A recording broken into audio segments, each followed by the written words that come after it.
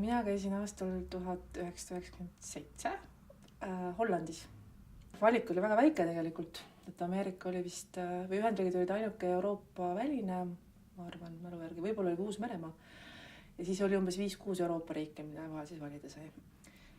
Ja kõik suhtlus käis ju kirja teel. Et see, et ma sain teada, et ma saan minna vahetusaastale, tuli mulle postkasti kiri.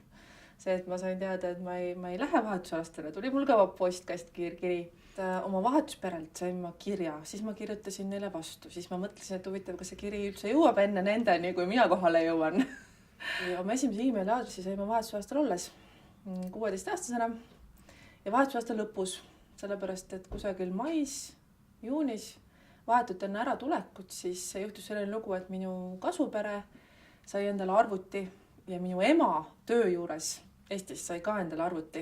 Ja siis kuidagi täpselt, kuna see juhtus ühel ajal, siis me saatsime veel vahetult enne seda, kui ma Eestisse tagasi tulin, esimesed e-mailid.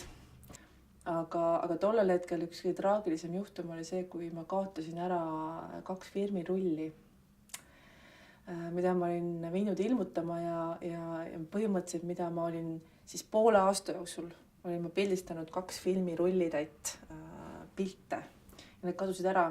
Ja siis jällegi vahetult enne vahetusaasta lõppu helistasin meie kodus telefon ja tuli välja, et keegi oli need kusagilt tänava pealt leidnud, viinud ilmutusse ja ma sain need pildid kätte.